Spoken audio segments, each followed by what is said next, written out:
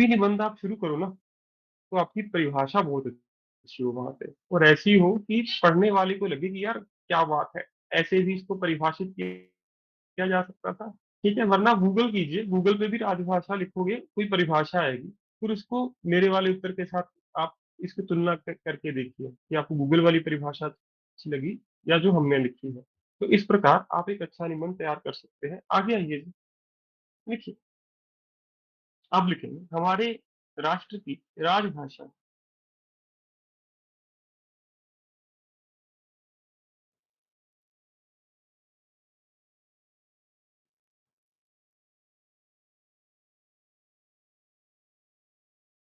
हिंदी भाषा, चाहे इसको सिंगल इन्वर्टेड कोमा में भी डाल देना, कोई समस्या नहीं। हिंदी भाषा है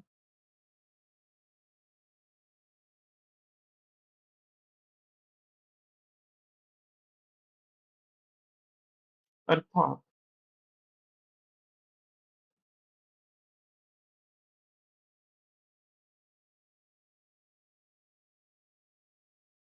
अर्थात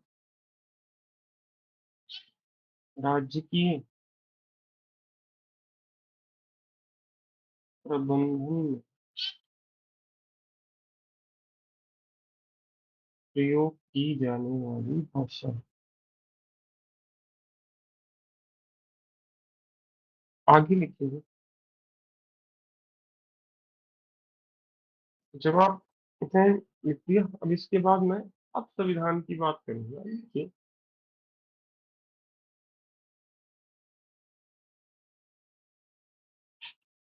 क्योंकि आपने स्टेट की बात कर दी ना, राज्य की प्रबंधन, तो वो कहाँ पे दिया गया है? भारतीय संविधान। ठीक है, भारतीय संविधान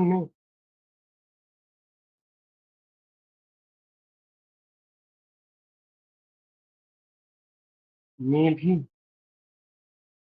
हमारी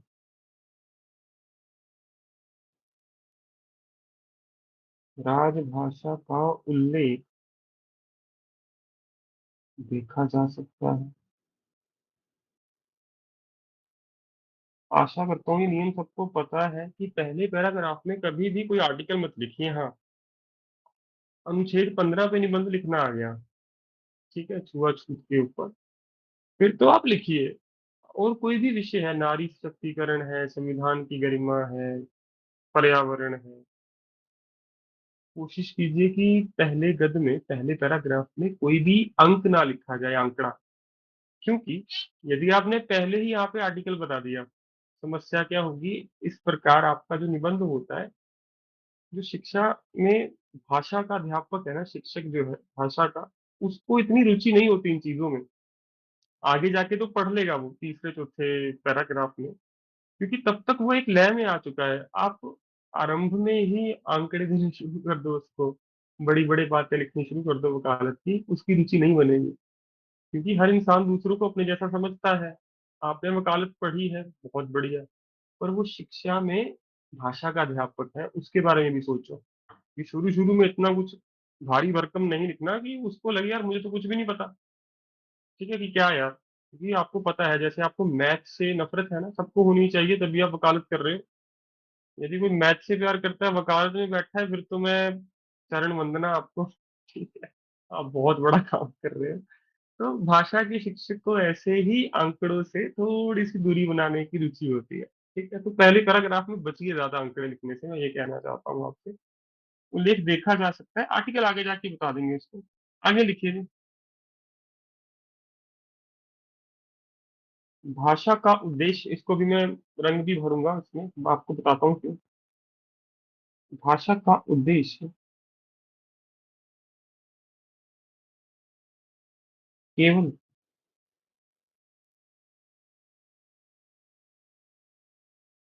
विचार एवं जानकारियां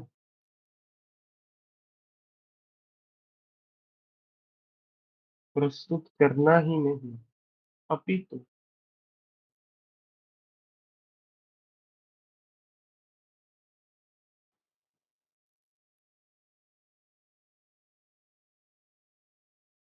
राष्ट्र के सभी नागरिकों को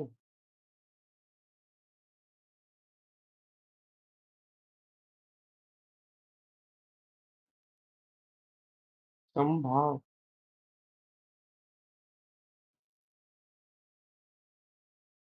की शिक्षा देना ही है।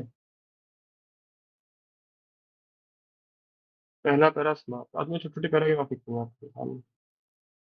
ठीक है जी, तो मेरा पहला पैरा समाप्त हुआ, परंतु हाँ, अभी इंट्रोडक्शन ही चल रही है, आगे जाके क्या लिखेंगे। इसके बाद लिखिए जी,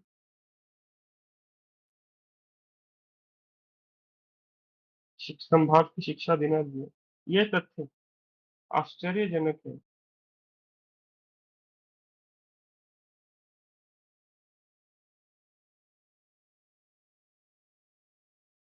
देखना शब्द ठीक लिखा है या गलत। के के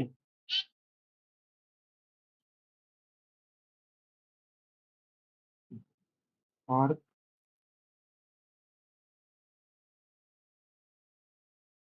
में आज भी ऐसे कई राज्य हैं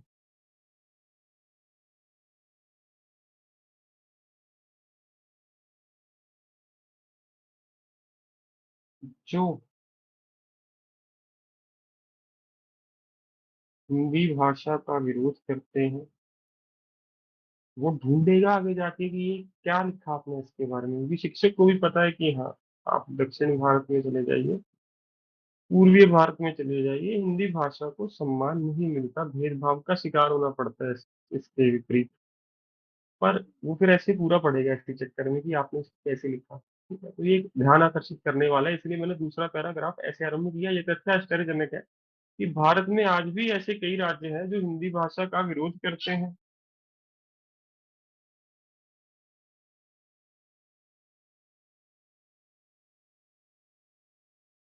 तथा तथा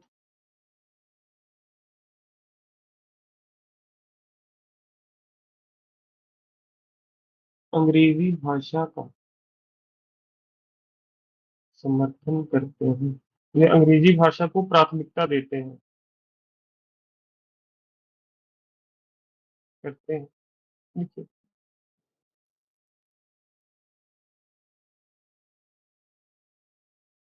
यदि हम वास्तव में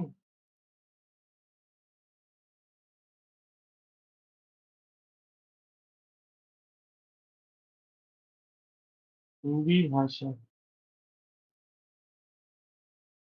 यदि हम वास्तव में हिंदी भाषा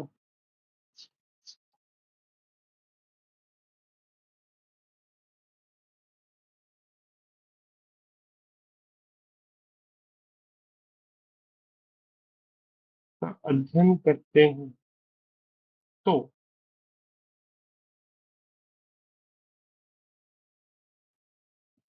यह तथ्य सामने आता है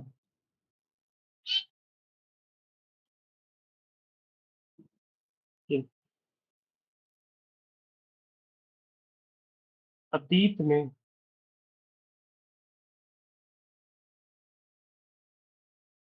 हर राज्य के स्वतंत्रता ठीक ही लिख देते हैं,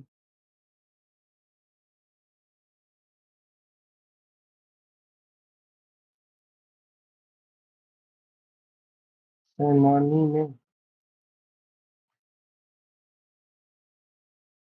यदि हम वास्तव में हिंदी भाषा का अध्ययन करते हैं, तो ये तथ्य सामने आता है कि अतीत में हर राज्य के स्वतंत्रता सेनानी ने, यदि एक पैराग्राफ आप लिख पाए ना पेपर में, उसमें पढ़ लिया। आपको पता है साउथ इंडिया से कई लोग ऐसे थे, कई कवि ऐसे थे जो चाहते थे कि हिंदी भाषा अंग्रेजी भाषा का स्थान ले ले स्वतंत्रता प्राप्ति के बाद। सुभाष चंद्र बोस बंगाली भाषा से, दक्षिण भारत से मुझे नाम याद नहीं आ रहा, परंतु हाँ, तब तक आगे जाकर आगे पढ़ा है मैंने, ये आर्टिकल पढ़ा है कुछ दिन पहले ही आपका अखबार में। तो वहां भी बड़ा अच्छा लगा मुझे वो। तो वो मैं लिखूंगा आज आपका पैराग्राफ। तो क्या लिखा मैंने, अतीत में हर राज्य के स्वतंत्रता सेनानियों ने, माफ कीजिए,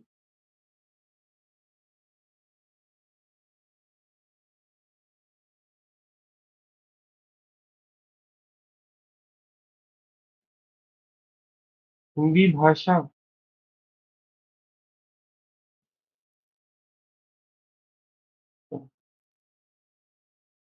समर्थन किया। हाँ, तो मेरा एक पैराग्राफ ये है कि आज चाहे हम कई कारणों की वजह से बटे हुए हैं हिंदी भाषा को लेकर इस राष्ट्र में, परंतु अतीत में ऐसे कई स्वतंत्रता सेनानी थे, सुभाष चंद्र बोस का नाम तो मुझे याद ही है, कि जो चाहते थे कि हिंदी भाषा को वह दर्जा प्राप्त हो, वह पदवी प्राप्त हो जिसकी वह हकदार है। आगे जाके लिखूंगा, आगे लिखिए।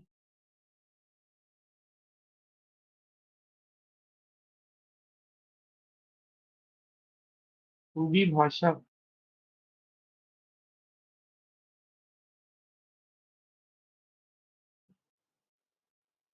का जन्म संस्कृत भाषा से हुआ है। अब मैं राजभाषा से हिंदी पर लेके आ रहा हूँ अपने निबंध को, आप देखिए, क्योंकि राजभाषा हिंदी ही है ना, सबको पता है ना।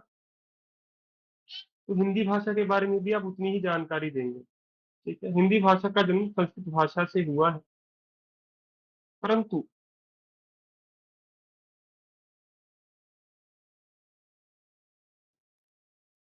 इस भाषा की सरलता,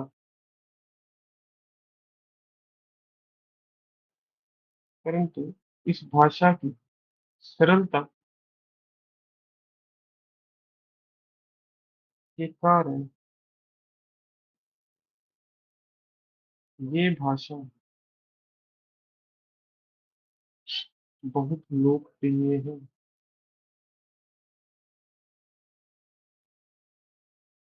आगे लिखिए।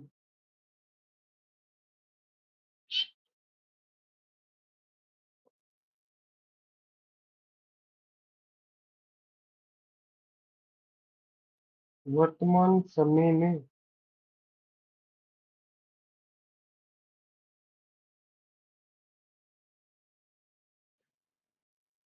हमारी राजभाषा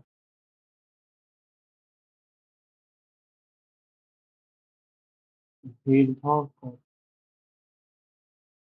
शिकार हो रही तथा तथा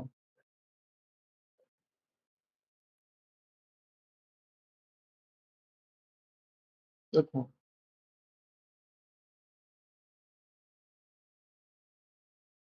इंटरनेट के इस युग में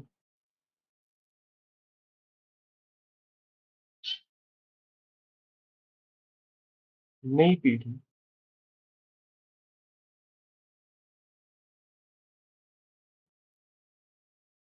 मातृ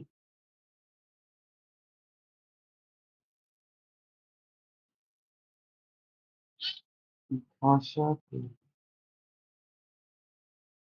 महत्व से अनभिज्ञ है।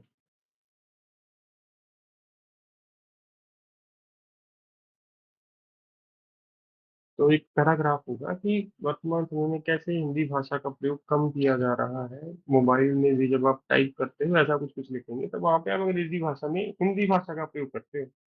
अर्थात हम हमारा अर्थ तो हिंदी का है, परंतु उसकी जो लिपि है, शब्दावली है, वो अंग्रेजी भाषा में चल रही है, जो सबसे खतरनाक चीज है। क्योंकि यदि किसी भाषा का मूल स्वरूप ही समाप्त हो जाएगा तो उस भाषा का अस्तित्व ही नहीं बचेगा। संस्कृति के बारे में मैं ऊपर बता चुका हूँ कि संस्कृति और भाषा में क्या संबंध है, वो भी बताया जाएगा। आगे लिखिए जी।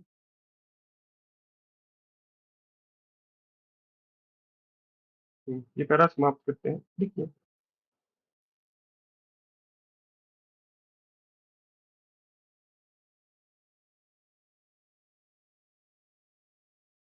समाचार पत्रों में भी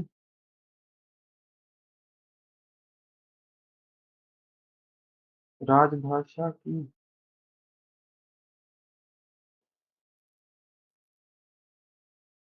वर्तमान स्थिति पर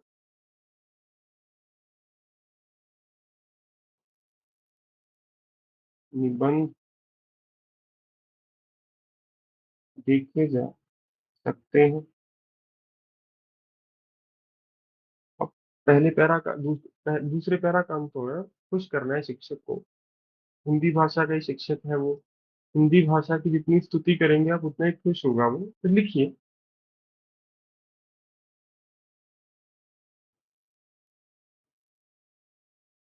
भाषा ही संस्कृति तथा उसके अस्तित्व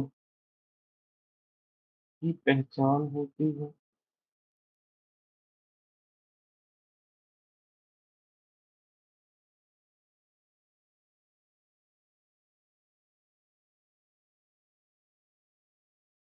यदि हम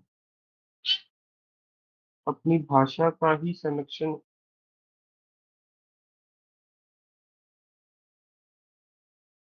यदि हम अपनी भाषा का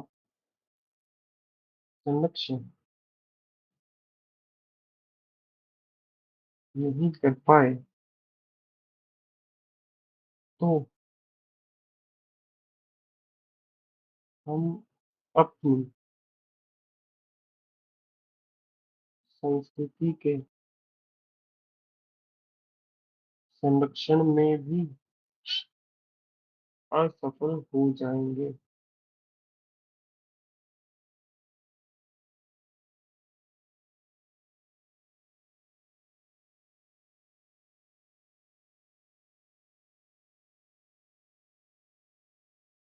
भाषा राजभाषा में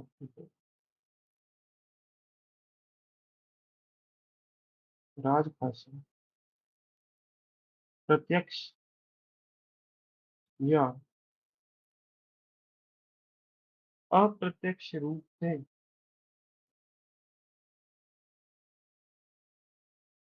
राष्ट्र के प्रत्येक नागरिक पर भाषा प्रत्यक्ष या अप्रत्यक्ष रूप से राष्ट्र के प्रत्येक नागरिक पर अपना प्रभाव डालती है।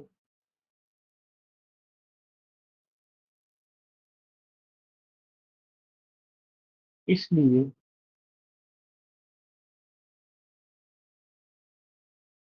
इस विषय पर चर्चा करना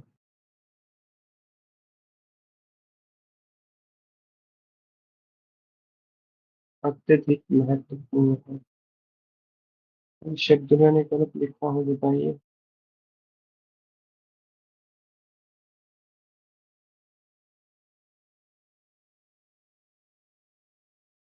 हाँ जी। तो ये एक तरीके से मेरे निबंध की जान पहचान है, इंट्रोडक्शन है कि आगे जाकर मैं किन किन विषयों पे लिखूंगा। और धीरे धीरे मैं रफ वर्क करना क्यों छोड़ रहा हूँ, क्योंकि ये रफ वर्क क्यों हुआ मेरा, एक तरीके से सबसे पहले ये पैराग्राफ होगा, आपको पता चल जाना चाहिए कैसे राजभाषा सरकारी कार्य में महत्वपूर्ण होती है। आप इसको वकालत से भी जोड़ सकते हैं। भारत में सभी नागरिकों को ये अधिकार प्राप्त है कि उनकी क्षेत्रीय भाषा में मुकदमे की जानकारी उनको दी जाएगी। बताइए ऐसा है या नहीं। यदि आप पंजाब में मुकदमा लड़ रहे हैं तो क्या आपके मुकदमे की एक पत्री आपको पंजाबी भाषा में दी जाती है या नहीं दी जाती है, बताइए। तो उससे आप जोड़िए अपने निबंध के साथ, बताइए उसको ये भाषा कितनी महत्वपूर्ण है, हर विषय में महत्वपूर्ण है। सरकारी नौकरी भी लेंगे वहां पर भी आपको राजभाषा 10वीं कक्षा में अनिवार्य है। यहाँ पे लिखिए ना, एक पूरा अच्छा पैराग्राफ बनाइए। उसके बाद दूसरा तीसरा चौथा पैराग्राफ किस पे होगा जी।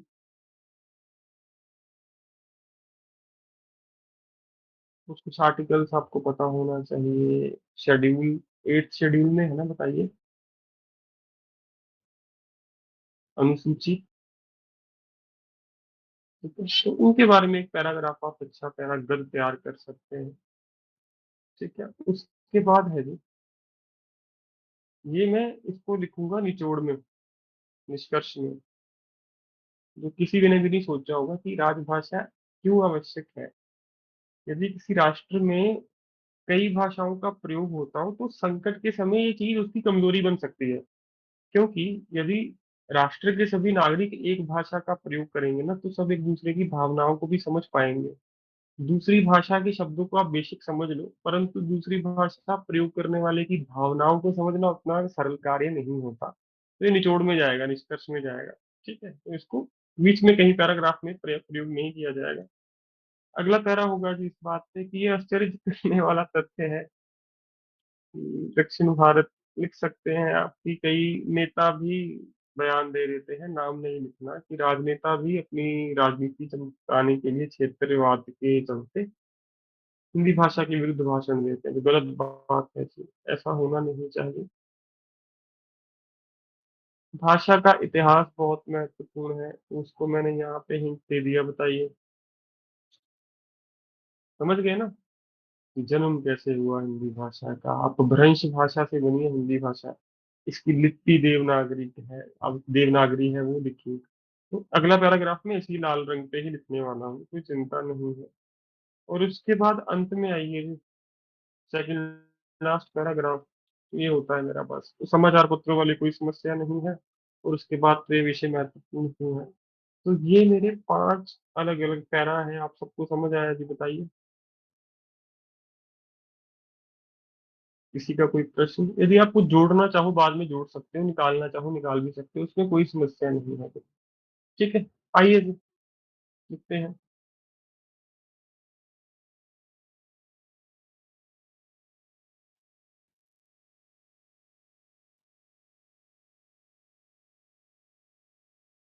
लिखिए, हिंदी भाषा के बारे में लिखते हैं। सबसे पहले इतिहास, जो मैंने आपको कई बार बताया है। अब थोड़ा तेज लिखेंगे क्योंकि अब तक मैं 23 मिनट ले चुका हूँ पहले पैराग्राफ को ही एक तरीके से। लिखिए, हिंदी भाषा की जननी, माफ कीजिए, हमारी राजभाषा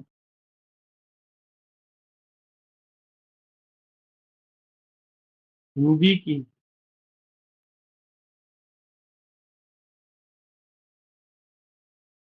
जन्म संस्कृत भाषा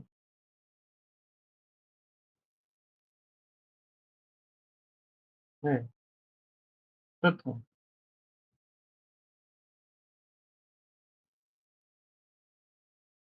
हिंदी भाषा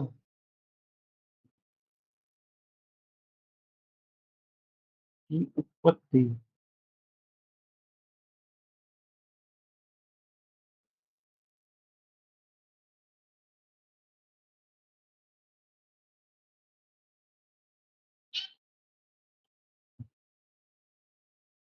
अपभ्रंश भाषा से हुई है।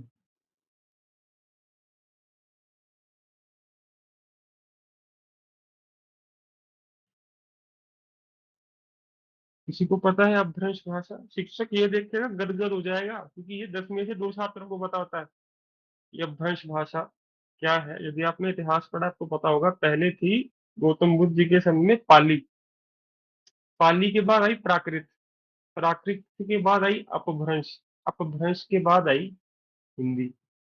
और ये सब संस्कृत के बदले हुए स्वरूप है। संस्कृत से बनी थी पाली, संस्कृत का सरल रूप था पाली, पाली का सरल रूप था आपका कौन सी? प्राकृत था, प्राकृत का सरल रूप था अपभ्रंश, अपभ्रंश का भी सरल रूप है आपका। ठीक है, समझ गए आप? तो यदि आप अपने गद्य का आरंभ कुछ ऐसे करोगे ना, वो खुश हो जाएगा कि आपको हिंदी भाषा का इतिहास भी पता है। बीए में जब आप साहित्य पढ़ते हो तब आपको इन चीजों का पता चलता है, तो वो समझ जाएगा आपने बीए तक भी हिंदी भाषा पढ़ी हुई है। देखिए,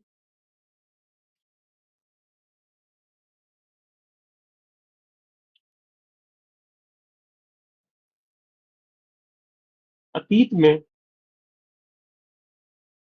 ये सारी प्रक्रिया लिखूंगा मैं। संस्कृत भाषा से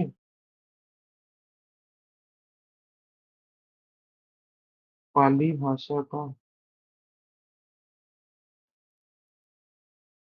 जन्म हुआ था, जिसका प्रयोग,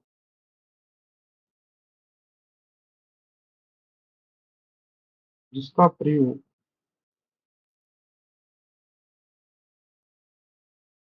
गौतम बुद्ध जी के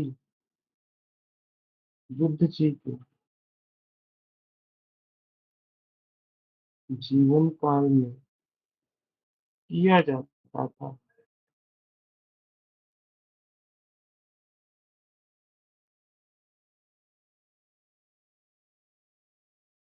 पाली भाषा से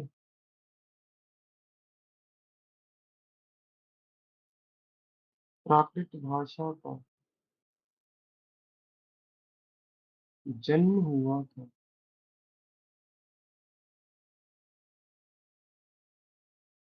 ये कुछ ऐसा है जो जीके भी है और बहुत कम लोगों को पता होता है। ये किताबों में भी आपको नहीं मिलता, क्योंकि भाषा की पुस्तक में इतिहास इतना नहीं लिखा होता। परंतु जब आप इतिहास पढ़ते हो तब आपको ये चीजें पता चलती है, अच्छा हमारी भाषा ऐसे बनी है। तो बहुत अच्छा होगा यदि आप ऐसा लिखेंगे निबंध में। नहीं लिखना वो भी आपकी इच्छा है। ठीक है। प्राकृत भाषा का जन्म हुआ था जिसका प्रयोग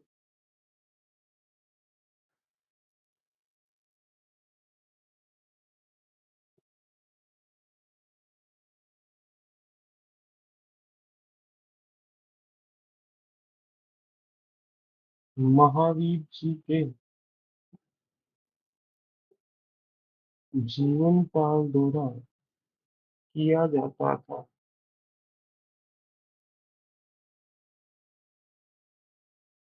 इसके पश्चात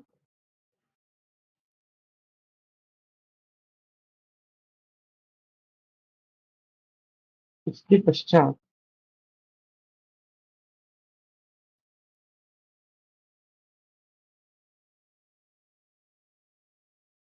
पाली भाषा से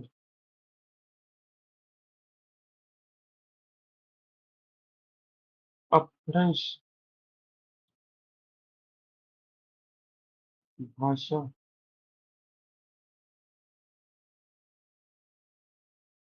का जन्म हुआ। जन्म हुआ जो जो कुछ सदियों पहले तक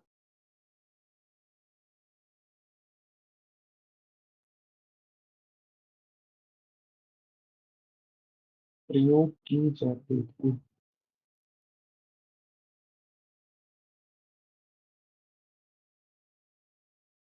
आधुनिक हिंदी भाषा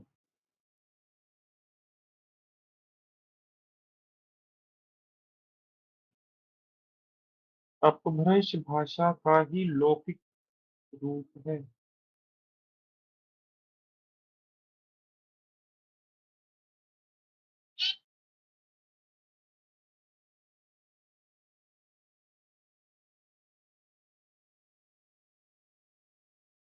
ठीक है। तो इस प्रकार मैंने पूरी प्रक्रिया बताई कि हिंदी भाषा कैसे अस्तित्व में आई है। संस्कृत से बनी, पाली, प्राकृत, अपभ्रंश, फिर आपकी हिंदी। ठीक है, आगे लिखिए।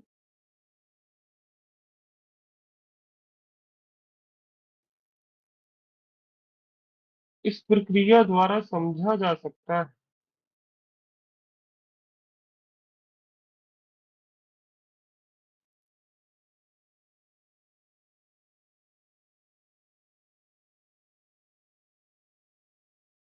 कि समय के साथ साथ भाषा में भी बदलाव होते हैं।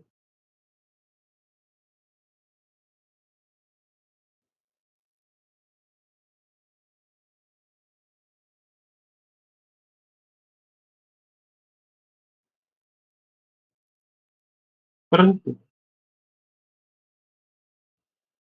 लिपि में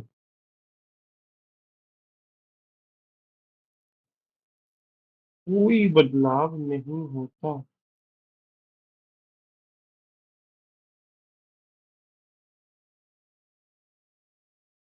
क्योंकि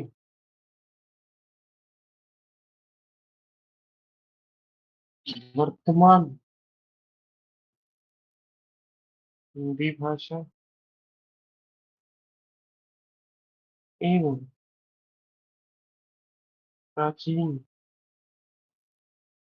संस्कृत भाषा की लिपि कौन सी है जी बताइए। देवनागरी। देवनागरी।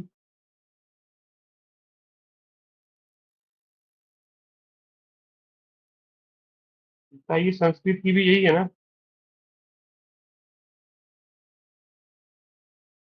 तो भाषा की उत्पत्ति के बारे में, यदि राजभाषा के ऊपर निबंध लिखना है, हमारी राजभाषा पैदा कैसे हुई, सबसे पहले तो ये बताना आवश्यक है। ठीक है जी, बताइए यहाँ तक सबको सारी प्रक्रिया समझ आई? ये प्रश्न है, आप पूछ सकते हैं मुझसे, कि शब्द गलत लिखा हो मैं बार बार कहता हूँ, मुझे बता दिया कीजिए। बताइए यहाँ तक लिख लिया, सब संतुष्ट? आगे बढ़ूं? अ, बोलो। सर, आपने एक हम्म। लाइन लिखी, आधुनिक हिंदी भाषा का ही लौकिक रूप है। ये समझ नहीं आ कहाँ पे मैं? रहा। जहाँ से ये पैरा खत्म हो रहा है, लास्ट से आधुनिक हिंदी भाषा पांचवी का लाइन। है, माफ कीजिए, आधुनिक हिंदी भाषा प्राकृतिक भाषा का ही लौकिक रूप है। माफ कीजिए, मैंने लिख बोला था अपभ्रंश आएगा, माफ कीजिए, अपभ्रंश बोला होगा मैम, मैं लिखवाया नहीं होगा, माफ कीजिए। किसी ने यहाँ पे अपभ्रंश लिखा है? Yes sir. हाँ बोला होगा, माफ कीजिए, कई बार मुझसे ऐसे शब्द रह जाता है। हिंदी भाषा अपभ्रंश भाषा का ही लौकिक रूप है। बिल्कुल बिल्कुल बिल्कुल। ठीक है जी, धन्यवाद, आपने मुझे बताया मैम। बाकी छात्र कर लीजिए, यदि सिर्फ देख के लिख रहे हो, ठीक है, पर कोशिश कीजिए इस हफ्ते के अंत तक आप सुन के लिखो, देख के ना लिखो। आगे बढ़ेगी, बताओ जल्दी। सब संतुष्ट है यहाँ तक? कोई और गलती या कोई शब्द रह गया हो बता दीजिएगा। आगे बढ़िए जी मेरे साथ, देखिए। वर्तमान भारत में, इतिहास से वर्तमान में ले आए उसको, अगला पैरा।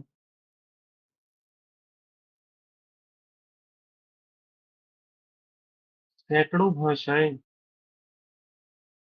वर्तमान भारत में,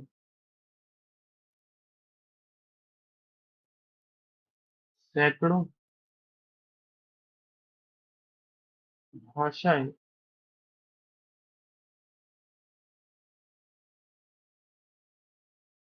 अलग अलग क्षेत्रों में प्रयोग की जाती हैं,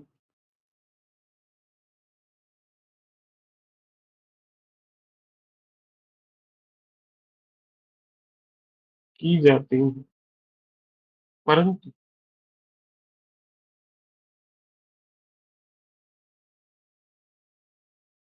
इन सभी भाषाओं में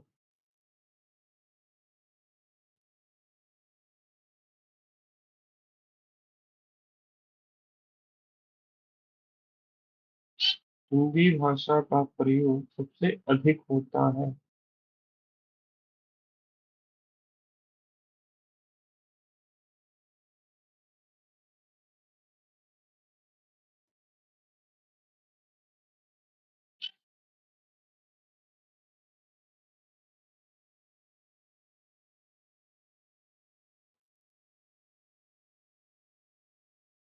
भारत की लगभग 40%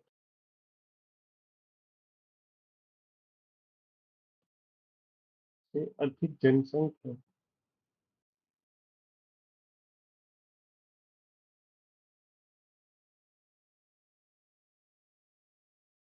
हिंदी भाषा का प्रयोग अपने दैनिक जीवन में करती है।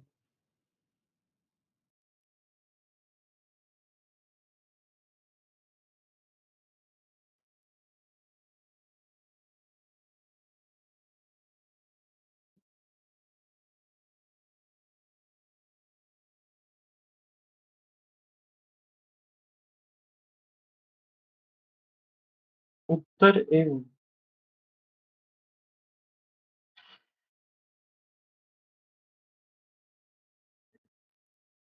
मध्य भारत के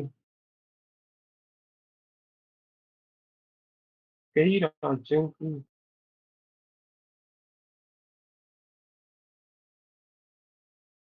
आधिकारिक भाषा हिंदी भाषा ही है।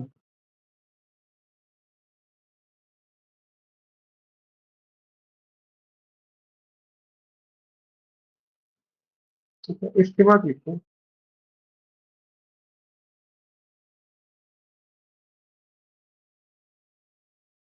अतीत में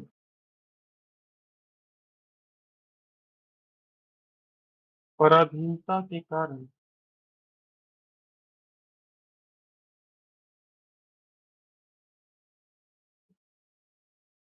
आज भी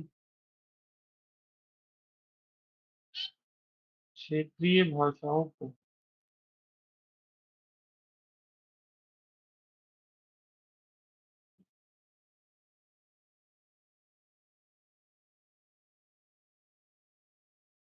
हीन भावना से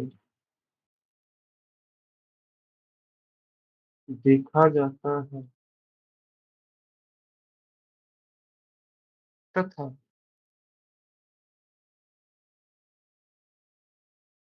कई राज्य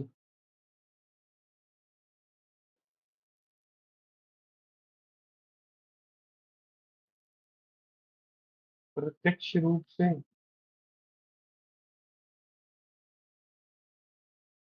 हिंदी भाषा के स्थान पर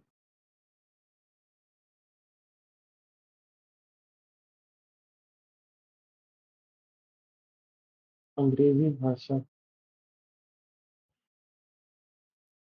को पहल दे रहे हैं। देखिए,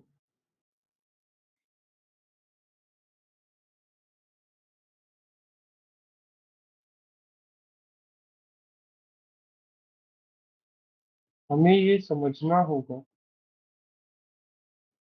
हमें ये समझना होगा कि भाषाहीनता नहीं अपितु स्वाभिमान का प्रतिबिंब है। मतलब भाषा के बारे में अच्छा अच्छा अवश्य लिखिए, हाँ जो हो रहा है वो चल रहा है, परंतु आप भाषा के बारे में क्या सोचते हैं वह अवश्य लिखिए। ठीक है, हमें ये समझना होगा। क्योंकि जब मैंने निबंध पिछली बार लिखवाया था एक एक बात समझाई थी क्या कब क्यों लिख रहा हूँ, परंतु अब मैं पूरा पूरा निबंध लिखने की नियत से लिख रहा हूँ तो ज्यादा समझा नहीं रहा, इसके लिए आपसे माफी चाहूंगा। हमें ये समझना होगा कि भाषा हीनता नहीं अपितु स्वाभिमान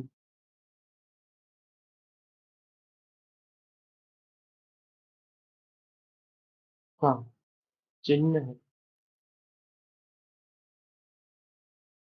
प्रतिबिंब है। सब ठीक है, लिखो।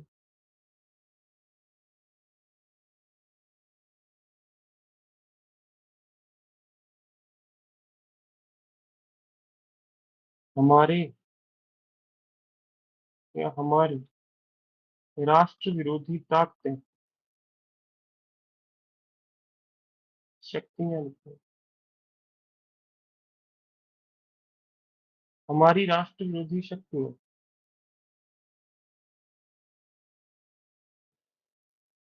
ये जानती है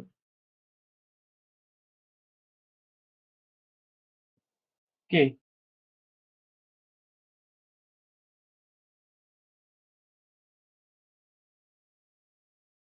यदि भारतीय संस्कृति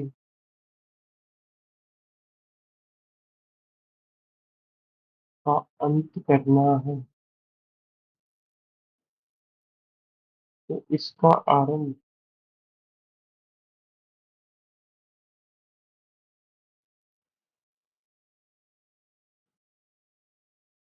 यहाँ भाषा से ही होगा।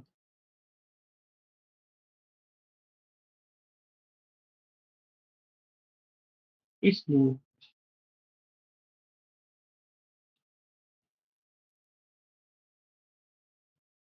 इसलिए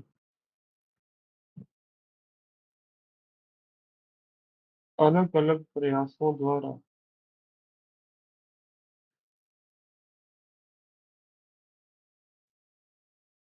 इसलिए अलग अलग प्रयासों द्वारा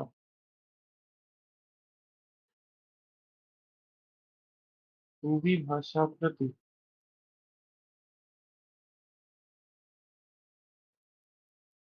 हीनता का भाव नागरिकों के मन में भरने की चेष्टा की जाती है।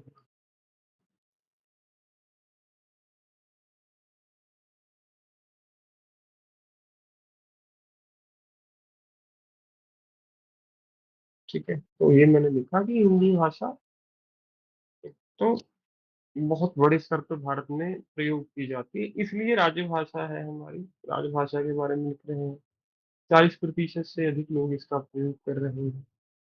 कई राज्यों की उत्तर तथा मध्य भारत में भाषा महत्वपूर्ण है, परंतु फिर भी ऐसे कई राज्य हैं जो इसका विरोध करते हैं। उसका कारण बताया मैंने। एक तो अतीत की पराधीनता, जो गुलामी है वो आज भी हमारे अंदर जीवित है, वो लिखा है मैंने, गुलामी शब्द नहीं लिखा। उसके साथ साथ कि हमारी राष्ट्रीय विरोधी शक्तियां भी ये जानती हैं। समझ गए जी। आगे बढ़े। अब संविधान के बारे में लिखते हैं हम। देखिए, भारतीय संविधान में तो नहीं, लिखिए हमारे संविधान निर्माता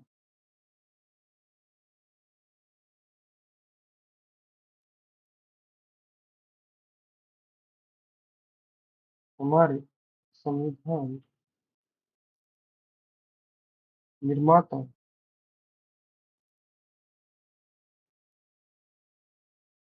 राज्य भाषा की महत्वता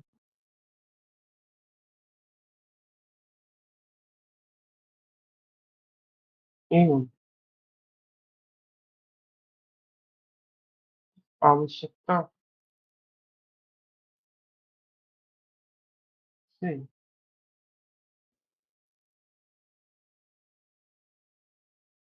से परिचित है।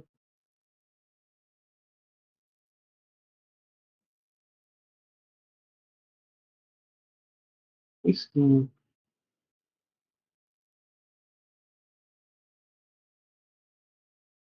संविधान में भी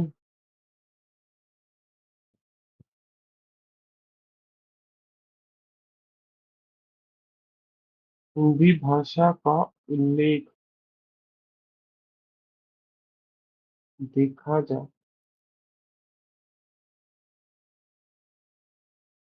सकता है। शुरू में आर्टिकल मत लिखिए, मेरी विनती है। लय बनाइए, पैराग्राफ है, 2-3 आर्टिकल ज्यादा से ज्यादा बस। ठीक है। ये हमारे संविधान निर्माता राजभाषा की महत्वता एवं आवश्यकता से परिचित थे। आगे जाके बताऊंगा महत्व क्यों है, आवश्यकता भी क्यों है। इसलिए संविधान में भी हिंदी भाषा का उल्लेख देखा जा सकता है। देखिए,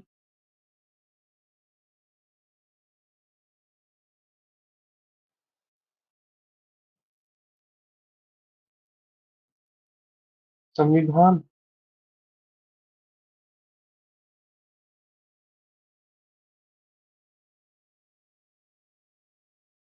पता है संविधान सभा किसे कहते हैं? अंग्रेजी भाषा में इसका अनुवाद क्या होगा?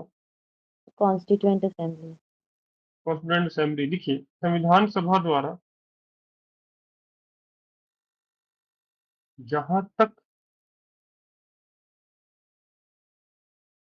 कहा गया था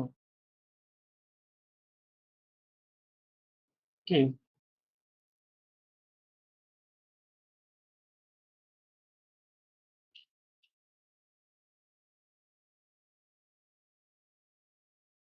स्वतंत्रता प्राप्ति के पश्चात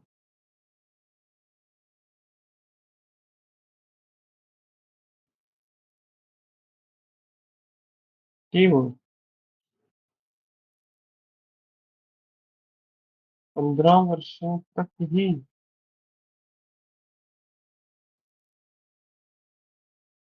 हिंदी भाषा के साथ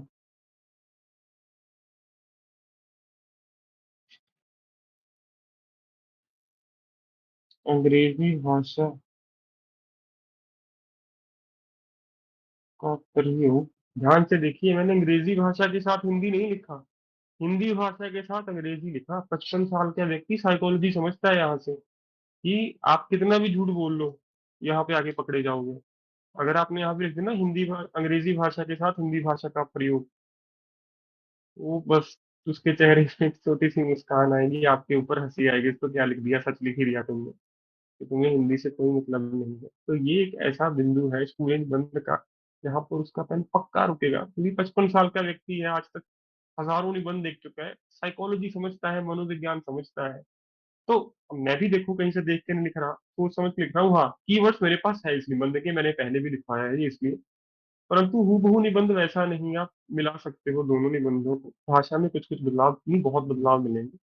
परंतु ये कुछ ऐसा है कि यदि आप यहाँ पे अंग्रेजी भाषा के साथ हिंदी लिखते हो तो उसका नकारात्मक प्रभाव है, हिंदी भाषा के साथ अंग्रेजी भाषा लिखते हो उसका सकारात्मक प्रभाव है। सबको पता है ना क्यों है? क्योंकि जो आपको प्यारा है वो आप पहले लिखोगे, और हिंदी के साथ अंग्रेजी मतलब हिंदी महत्वपूर्ण, अंग्रेजी बाद में। अंग्रेजी के साथ हिंदी मतलब अंग्रेजी पहल है, हिंदी को पहल नहीं है। समझ गए सभी? बताइए, संतुष्ट हैं इस बात से? याद रखिएगा। हाँ, अगर लिख दिया गलती से फिर कटिंग मत करना। सरकारी कामकाज में किया जाएगा।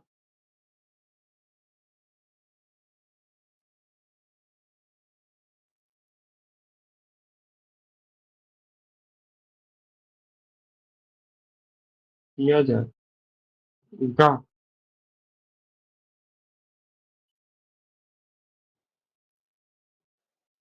ठीक है। बाद में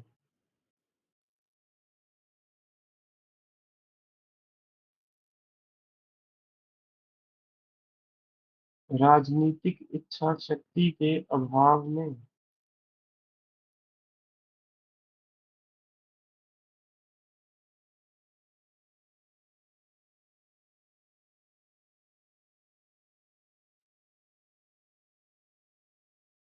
उपरयुक्त विचार केवल विचार बनकर ही रह गया था।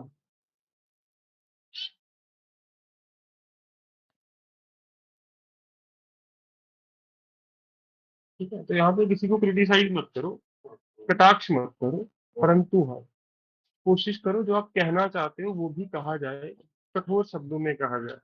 ठीक है, उसके बाद लिखिए जी।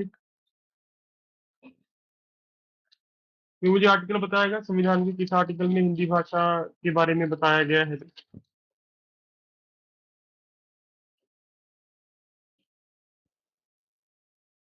ये आर्टिकल पता है जी आपको? बताइए, जिसमें हिंदी भाषा का उल्लेख हो, जल्दी बताओ। समय तो हम ठीक चल रहे हैं, समय से आगे चल रहे हैं अभी।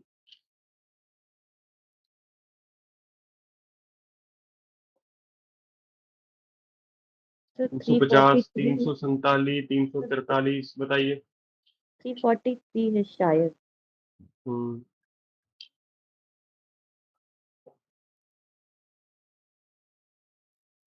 लिखिए,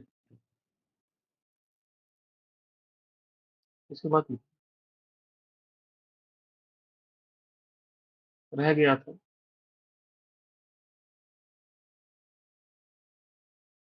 परंतु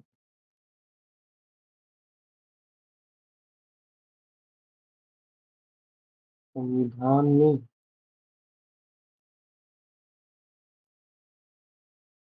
ऐसे कई अनुच्छेद हैं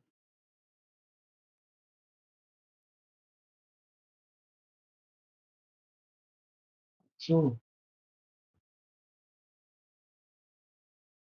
हिंदी भाषा का महत्व सुनिश्चित करते हैं।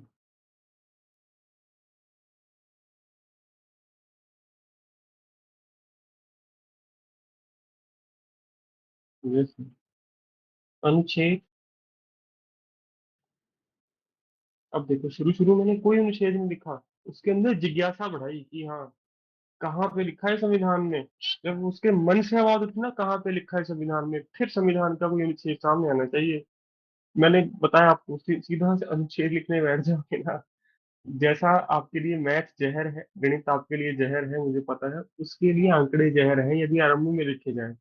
यदि कोई तथ्य बता के फिर आंकड़े बताया जाए फिर उसके लिए अच्छा है। जैसे मैं आपको कहूँ ना कि तनख्वाह 70,243 रुपए है, फिर वो नंबर आपको मैथ का नहीं लगता, लालच का लगता है कि अच्छा यार इतनी सैलरी, इतनी तनख्वाह, इतनी आमदन, इतनी आय। परंतु यदि मैं बताऊं कि इसमें से इतना टैक्स कटता है जी, इतना बनता है, इतने, फिर आपको उसमें कोई रुचि नहीं होगी। तो इस मनोवैज्ञानिक प्रक्रिया का प्रयोग अपने निबंध में कर सकते हैं कि कोई भी आंकड़ा बताओ, कोई अंक बताओ, पहले तथ्य दो ताकि उसके मन में जिज्ञासा जागे। क्योंकि कई छात्रों के साथ होता है अपनी तरफ से तो इतना इतना अच्छा निबंध लिख के आएंगे कि मैंने ये भी लिख दिया, वो भी लिख दिया, मैंने 15-16 आर्टिकल लिख दिए निबंध में, उसके अतिरिक्त पता नहीं क्या क्या लिख दिया, परंतु अंक कितने मिलते हैं जी? 30 से 10, 11। कारण, आप किसी वकालत के शिक्षक के पास अपना पेपर चेक नहीं करवाने जा रहे, उसको सारे आर्टिकल पता होंगे। वो बेचारा हिंदी का शिक्षक है, थोड़ा बहुत तो चलेगा उसके सामने, 2-3 आर्टिकल में 6 दे दोगे, 5 से ज्यादा दोगे ना, वो वहीं पे पढ़ना छोड़ देगा। समझ गए इस बात को सभी छात्र, कि सबको अपने जैसा मत समझो, वो भाषा का शिक्षक है, उसको भाषा का शिक्षक रहने दो, ज्यादा वकालत उसके सामने मत अपनी दिखाओ। ठीक है, तो लिखिए, अनुच्छेद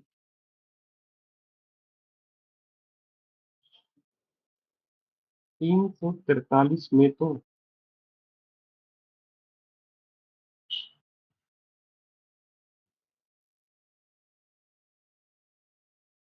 हिंदी भाषा का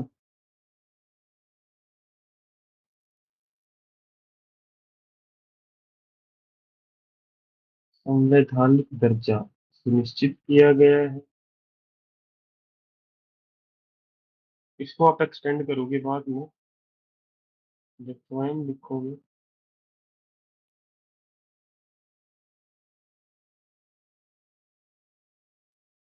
लिखिए,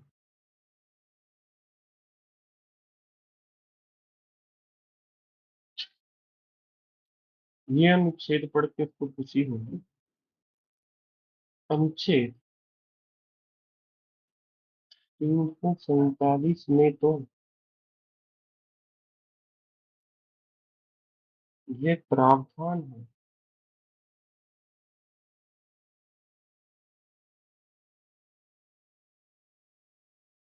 कि यदि किसी राज्य के अधिकतम नागरिक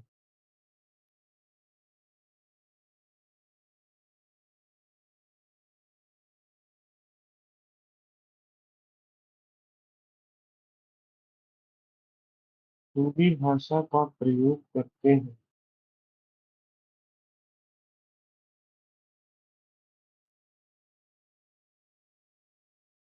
तो हिंदी भाषा ही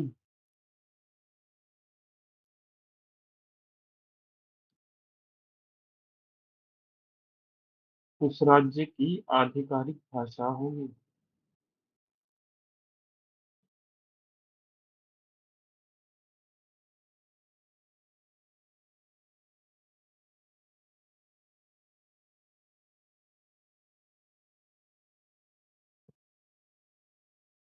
उसके बाद आखिरी अनुच्छेद 350, लिखिए जी।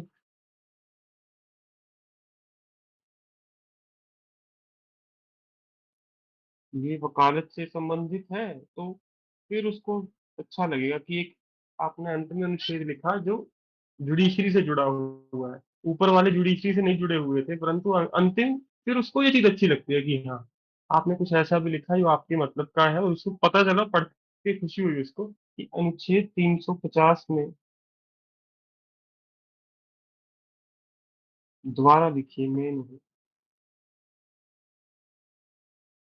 ये सुनिश्चित किया गया है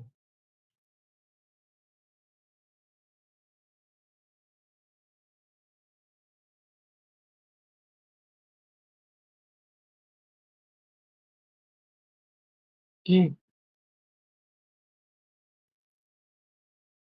किसी भी राज्य का राज्य के नागरिक अपनी अपनी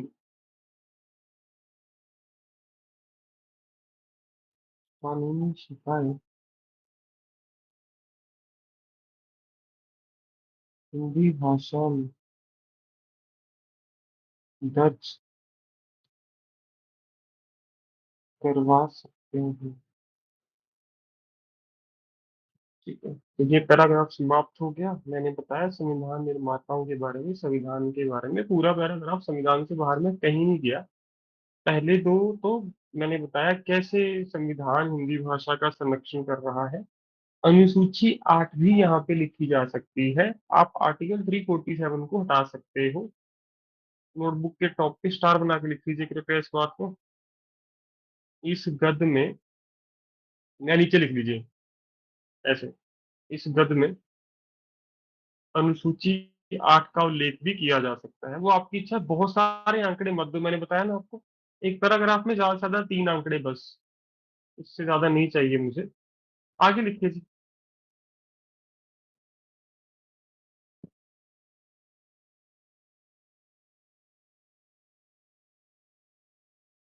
अब हीनता पे बात करते हैं कुछ, कि ग्रामीण क्षेत्रों में हिंदी भाषा का प्रयोग किया जाता है, सम्मान के साथ किया जाता है। लिखिए जी। हमारे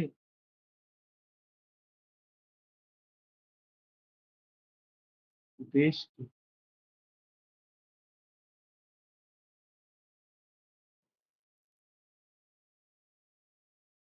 अधिकतर जनसंख्या ग्रामीण क्षेत्रों में रहती है,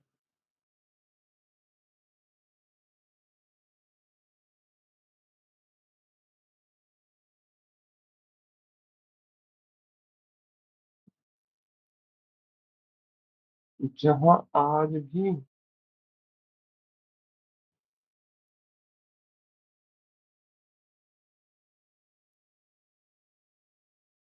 हिंदी भाषा का प्रयोग बड़े स्तर पर किया जाता है।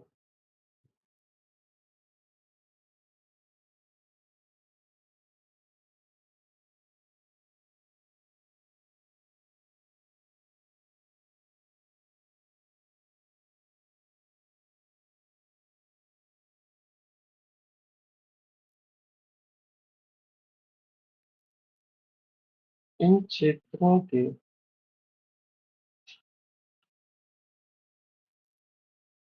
नागरिक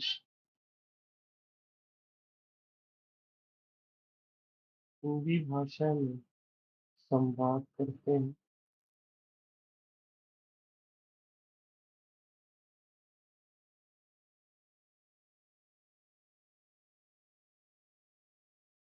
तथा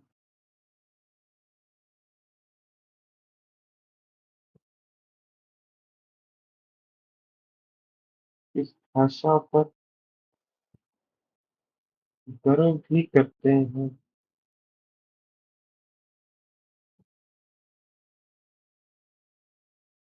इसके विपरीत शहरी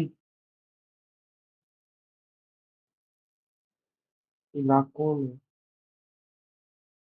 क्षेत्रों क्षेत्रों बहुत बार हो गया, इलाका उर्दू का शब्द है, परंतु निबंध में लिखा जा सकता है, घबराना नहीं है बिल्कुल भी। ठीक है, इसके विपरीत शहरी इलाकों में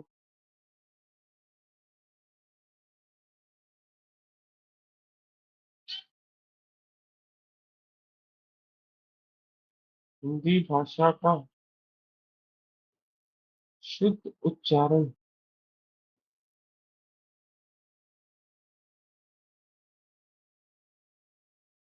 करने वाले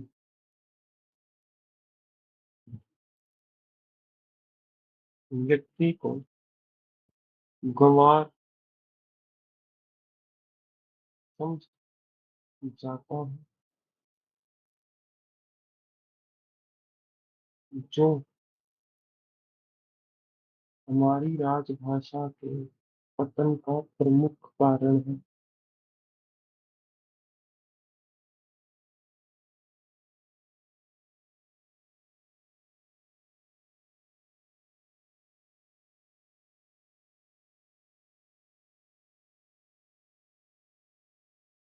आगे लिखते हैं।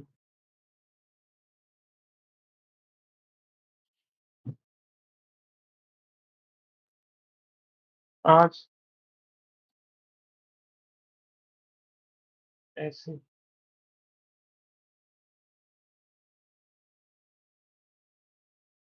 कई विद्यालय हैं जहाँ पर हिंदी भाषा का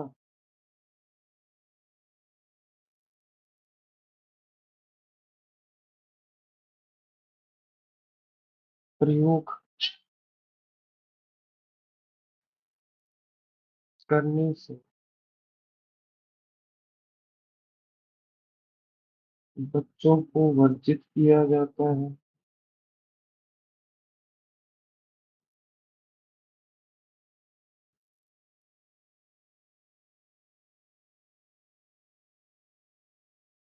जो बहुत दुखदायक तथ्य है।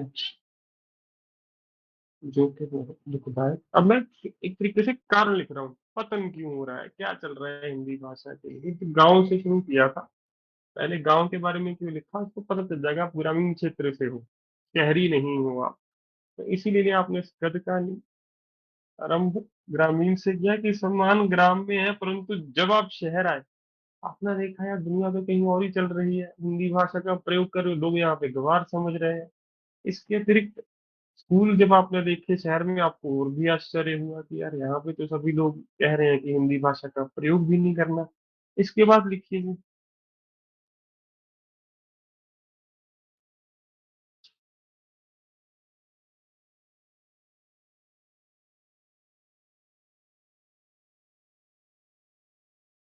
प्रगति की जो परिभाषा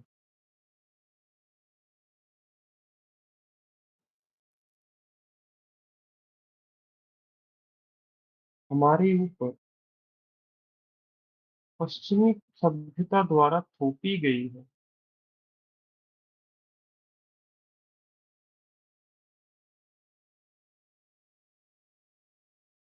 ऐसी बातें पढ़ के हिंदी का टीचर गदगद हो जाएगा कि क्या बात है यार, छात्र बहुत महान विचार रखने वाला है। प्रगति की जब परिभाषा हमारे ऊपर पश्चिमी सभ्यता द्वारा थोपी गई है,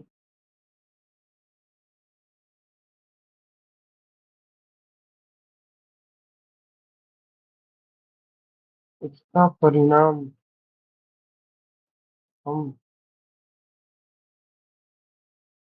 वर्तमान में प्रत्यक्ष देख पा रहे हैं,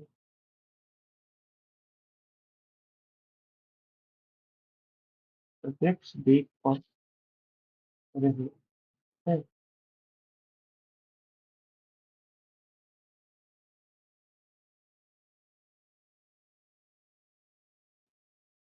आगे लिखिए सर।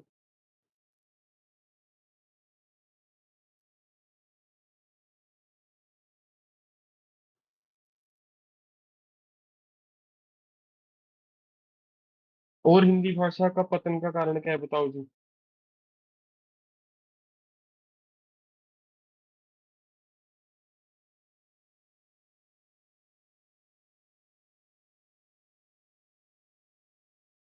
उच्च शिक्षा। हाँ। अधिकतम उच्च शिक्षा का अधिकतम भाग भी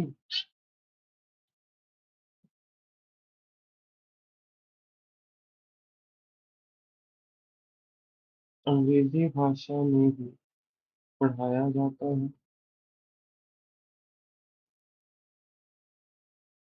जिस कारण जिस कारण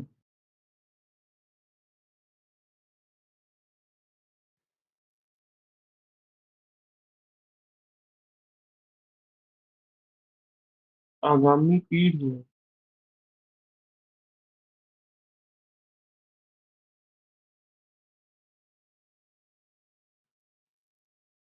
अपनी राजभाषा, देखो यहाँ पे मातृभाषा में भी यही कुछ लिखना है, परंतु मातृभाषा के समय राजभाषा के स्थान पर मातृभाषा हो जाएगी। बाकी तो सब यही रहेगा, बताइए मुझे, कुछ बदलने की आवश्यकता तो नहीं है मुझे। मातृभाषा राजभाषा एक ही बात है। वैभव जी आप क्या कहना चाहते हैं, कुछ अलग है। नहीं सर, थोड़ा मेरे बहुत कहने का बदलेगा। मतलब था कि सेम ही हाँ, है, हाँ, तभी मैंने वो हाँ, कह दिया। बिल्कुल, बिल्कुल, बिल्कुल चिंता नहीं, मुझे लगा आपका विचार कुछ और है। निश्चिंत रहिए। सभी छात्र समझ गए ना? 70% निबंध यही रहेगा मातृभाषा में भी। जहां भी मैं राजभाषा लिख रहा हूँ वहां भी मातृभाषा हो जाएगा, परंतु हाँ, आरंभ में कुछ बदलाव होंगे। मातृभाषा की परिभाषा कुछ और है। समझ गए सभी छात्र मैं क्या कहना चाहता हूँ कि जिस कारण हमारी आगामी पीढ़ियां अपनी राजभाषा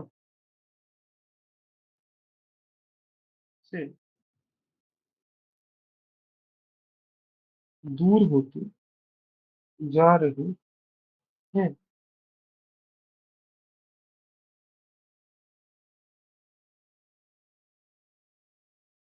यदि समय रहते राजभाषा हिंदी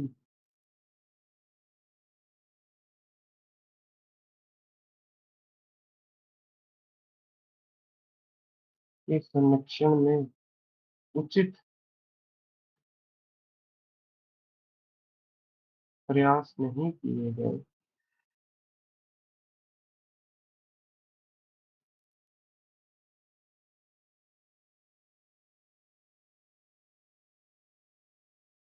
तो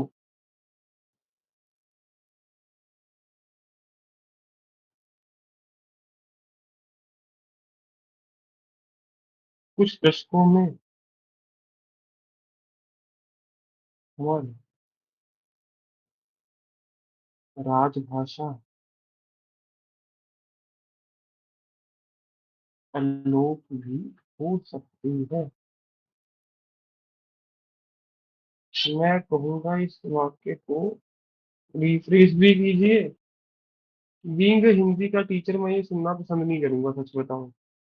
परंतु हाँ, समाधान से पहले ये लिखने का तात्पर्य क्या होगा कि शिक्षक अब समाधान पढ़ने पर विवश हो गया।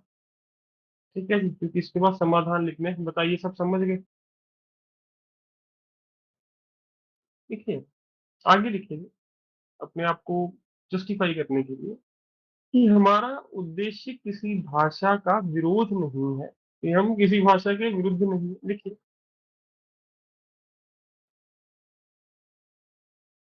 हमारा उद्देश्य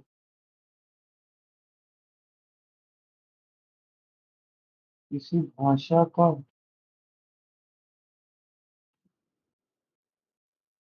विरोध नहीं, अपितु अपनी भाषा का संरक्षण होना चाहिए।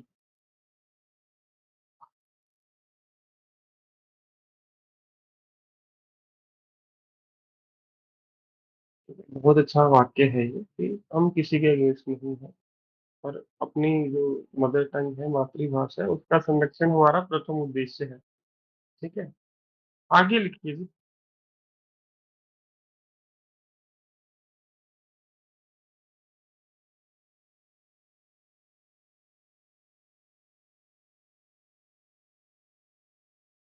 यदि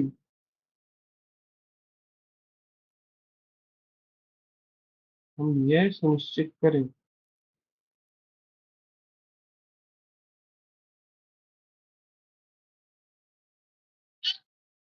कि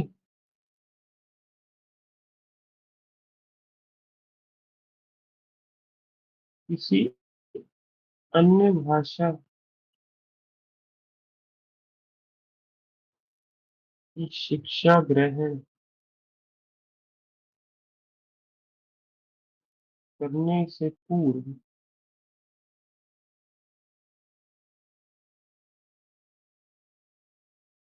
हमारी नई पीढ़ियां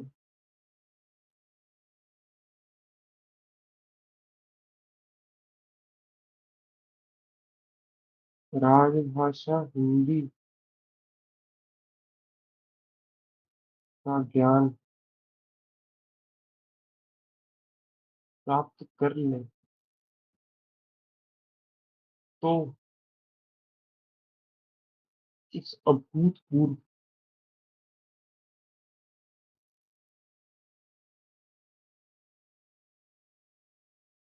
पहल द्वारा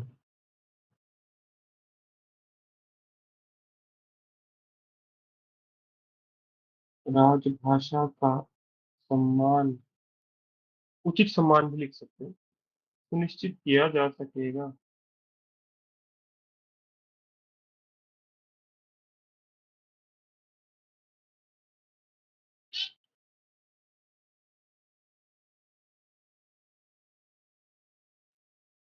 ठीक है, आगे आइए जी।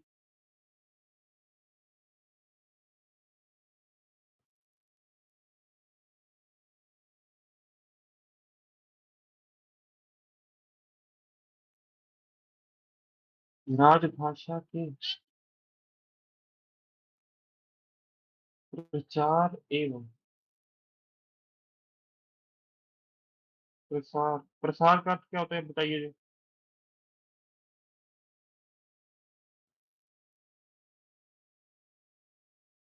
तो सबसे पब्लिकेशन। सरल माध्यम, हाँ, पब्लिकेशन, ब्रॉडकास्टिंग।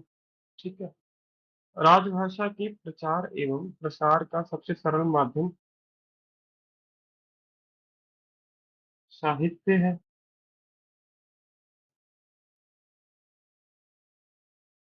तथा सरकार विद्यालयों में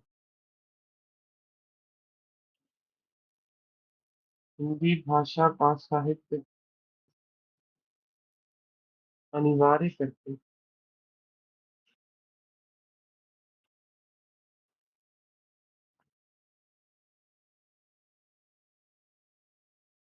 ये सुनिश्चित कर सकती है। अरे,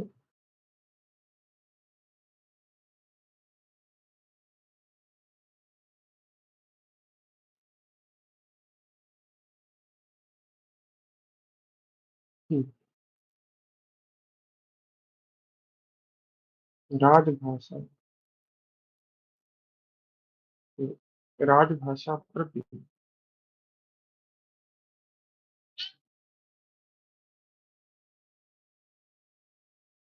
वह अपने कर्तव्य का निर्वहन कर रही है।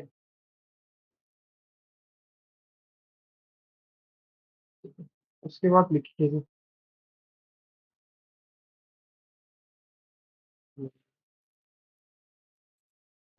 राजभाषा के लिए हम क्या लिख सकते हैं कि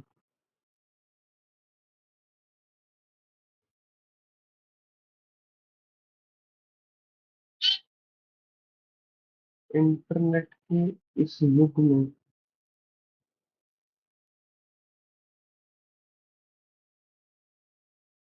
हमारी राजभाषा को जो आघात पहुंचा है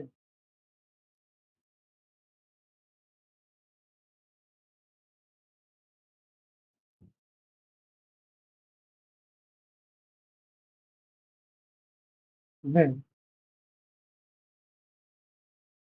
कल्पना से परे है।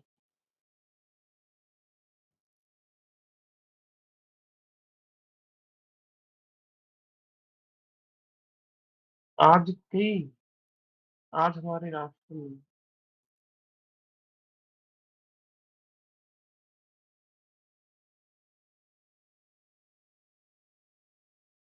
ऐसे बहुत नागरिक हैं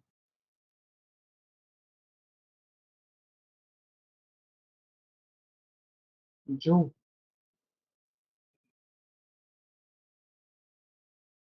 हिंदी भाषा बोलने एवं समझने में तो सहज है, परंतु हिंदी भाषा के लेखन में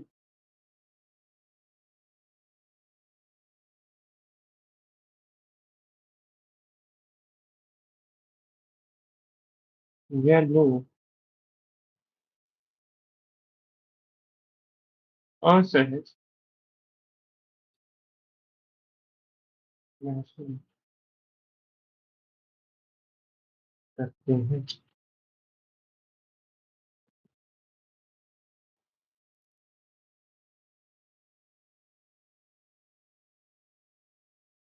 हमें यह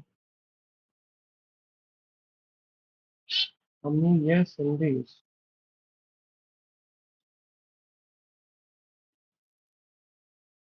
नई पीढ़ी तक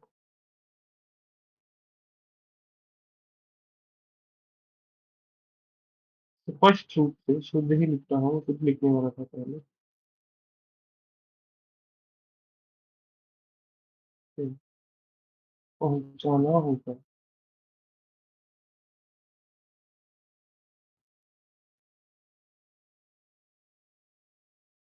कि अपने तकनीकी उपकरणों में, उपकरण क्या होता है जी बताइए। टूल्स जो और आपको इंस्ट्रूमेंट्स। उसको भी कहते हैं आप, गैजेट्स को भी कहते हैं। गैजेट्स को और क्या कहते हैं बताइए मुझे। यंत्र। यंत्र। ठीक है, उपकरणों एवं यंत्रों में साथ में यार बना के भी लिख लो, कुछ चिंता नहीं, मैं भूल गया वो शब्द दिमाग में नहीं आया। उपकरण भी बिल्कुल काम चलाएगा, कटिंग मत करना, मीन मेरी ऐसे लिख दिया वो समझ जाएगा इस से।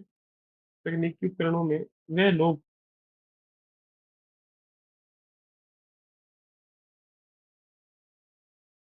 हिंदी भाषा में लेखन को ही महत्व दें।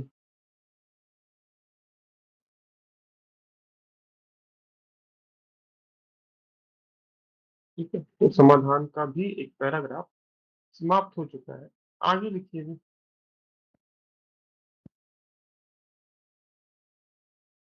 अब मैं अंत करने वाला हूँ इस निबंध का। आपके सबके पास के आसपास पेज भर के बताइए, सही चल रहे हैं हम। 56 पे शुरू किया था, क्या था, भाषा का उद्देश्य केवल जानकारियां, हाँ लिखिए।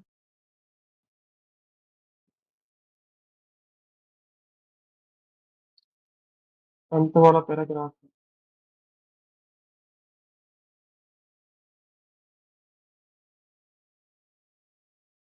राजभाषा का विषय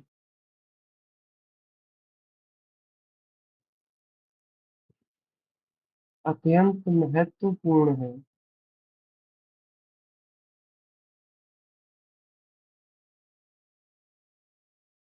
क्योंकि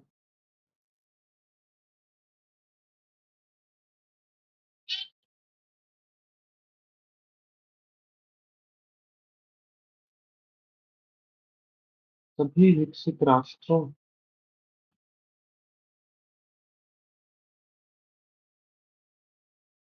का अध्ययन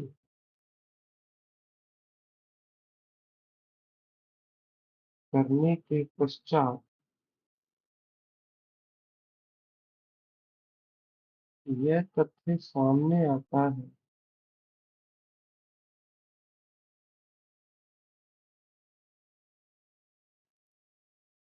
कि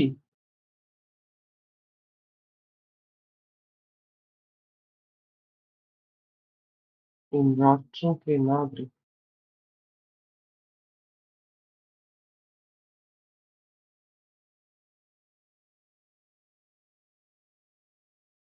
समान क्षेत्रीय भाषा के कारण एकता का भाव महसूस करते हैं।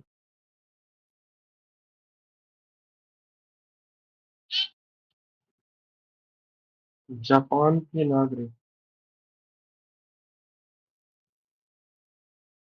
जापानी भाषा, और बताओ।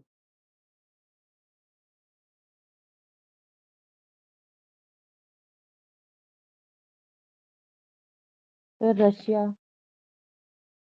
बिल्कुल जी।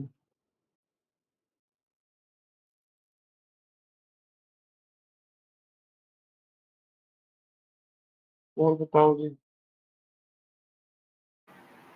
Sir Germany. बिल्कुल जी। जर्मन वो ऊपर लिख सकते हैं, मैंने यूरोप यूरोप ही लिख दिया वो। ठीक है, आप वहां पे देशों के नाम भी लिख सकते हो। चीन के नागरिक।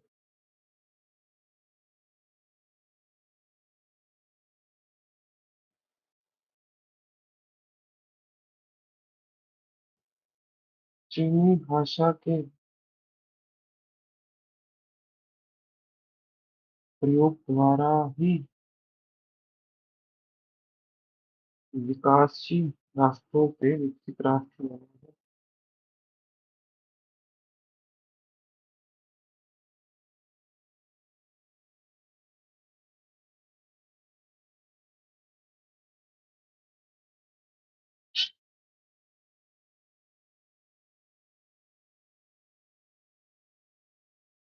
आगे लिखिए।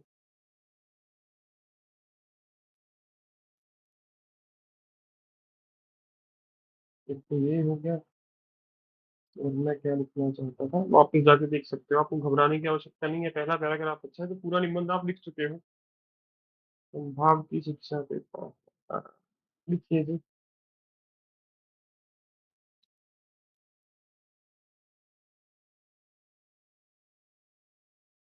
मानवीय जीवन में भाषा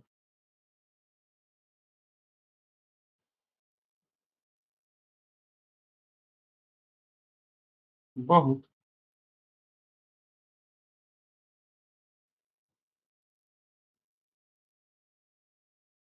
महत्वपूर्ण भूमिका अदा करती है।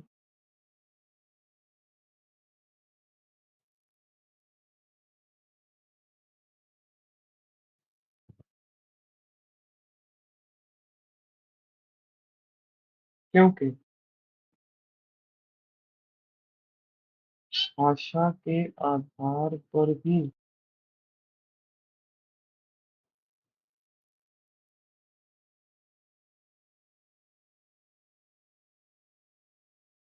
मनुष्य के सभ्य असभ्य होने का अनुमान लगाया जाता है।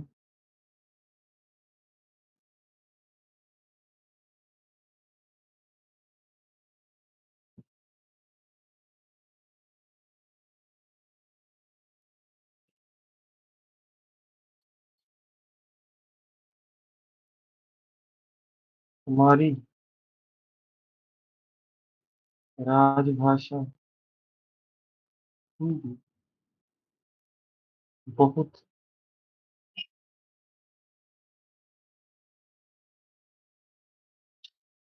प्यारी भाषा है तथा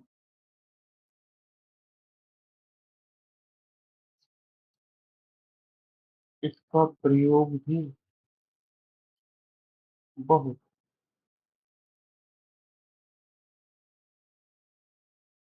सरलता से किया जा सकता है।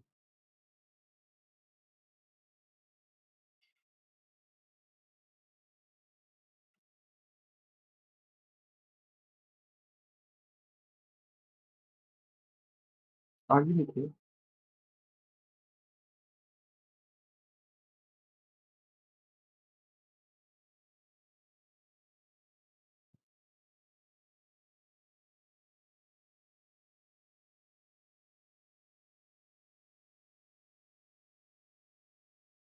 भाषा की सटीकता एवं शुद्ध उच्चारण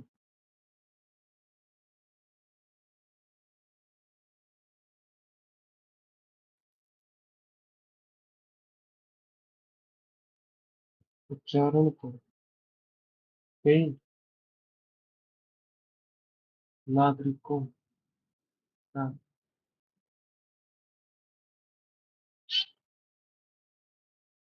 पेशेवर हुआ क्या लिखना चाहता था, भाषा की सटीकता एवं शुद्ध उच्चारण तो कई नागरिकों के पेशे का स्वरूप है, स्वरूप नहीं आधार है, माफ कीजिए।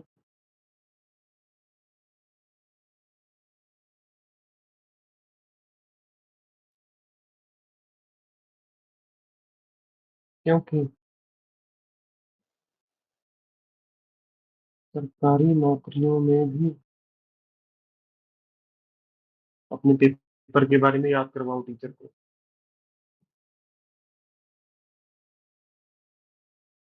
राजभाषा या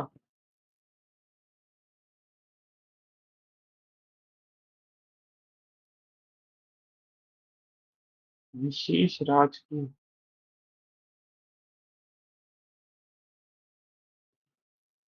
क्षेत्रीय भाषा अनिवार्य होती है।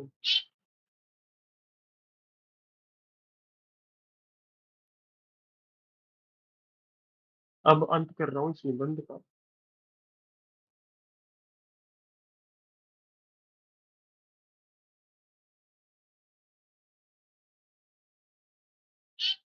शिक्षक राष्ट्र का भविष्य होते हैं। भविष्य शिक्षक राष्ट्र के भविष्य निर्माता होते हैं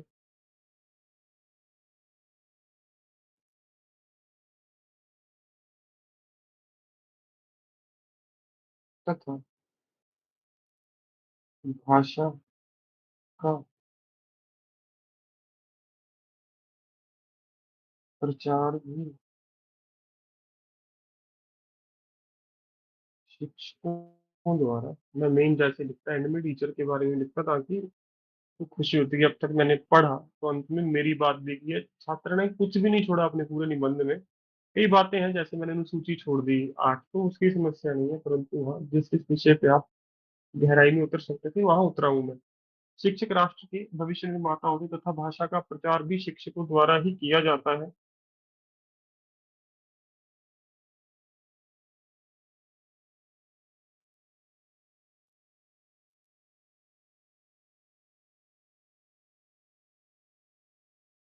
हमारी राजभाषा हमारी राजभाषा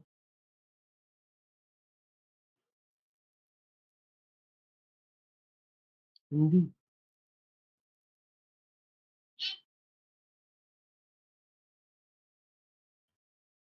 के संरक्षक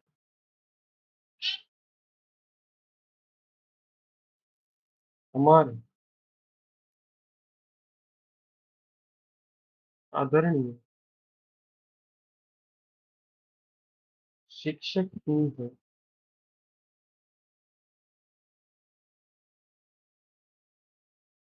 ये भी कहना गलत न होगा यदि राष्ट्र के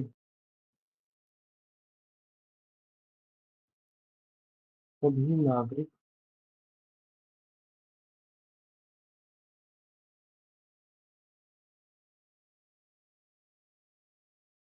एकजुट होकर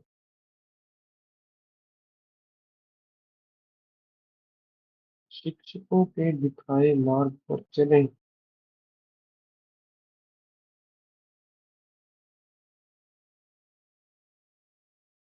तो राजभाषा हिंदी को वह सम्मान दिलाया जा सकेगा जिसकी वह हकदार है।